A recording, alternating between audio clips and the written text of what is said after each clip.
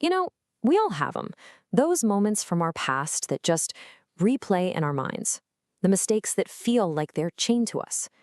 But what if those chains weren't really chains at all? What if you could actually reforge them into fuel? Well, today we're going to explore exactly how to do that.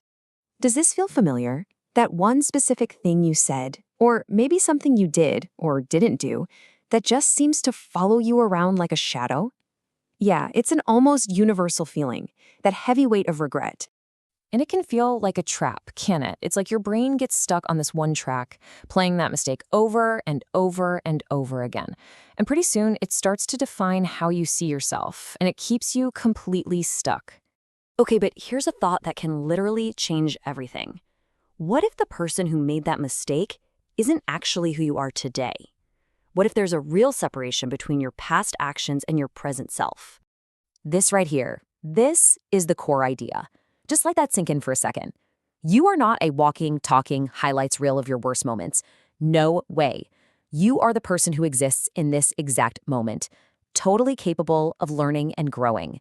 So this is that big mental shift in action. See, on one side, you've got the trap, where you think, I am the person who made those mistakes. It defines you. But the truth is so much better. It's, I am the person who learned from them. You're not the person who got tangled up. You're the one who got out and now understands the lesson. Okay, so how do we actually make this shift happen? Because it's not just about thinking differently. It's about doing things differently. Let's break down a simple 3-step process for turning that heavy past into some serious forward momentum. All right, step 1 is to just acknowledge the lesson. You got to look that mistake right in the eye and honestly say, okay, I get what I did wrong. Step 2 is to commit. This is your never again moment, a real promise to your future self that you're going to honor what you've learned. And finally, step 3, use it as fuel. You take that lesson, you take that commitment, and you use it to launch yourself forward. You don't dwell on it, you just keep moving. This right here is the engine of your new identity. Dwelling on the past is like trying to drive with the parking brake on. You're not going anywhere, and you're just burning yourself out. The past is a place to learn from, not a place to live in. Once the lesson is learned, the only direction that matters is forward.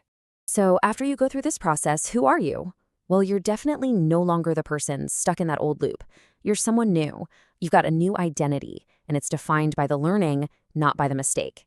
This pretty much says it all. Your identity is not set in stone back there. It's defined by who you are right now. You are the person who has learned. You are the person who keeps moving. That's who you really are today. So if you take away one thing, make it this. Your past is a classroom, not a prison. The mistakes you made, well, think of them as the price of admission for the lessons you learned. And a lesson is definitely not a life sentence. Ultimately, it all just comes down to a choice that only you can make. The past is done, the lesson's been learned, the path forward is wide open. The only question left is, who are you going to choose to be, starting right now?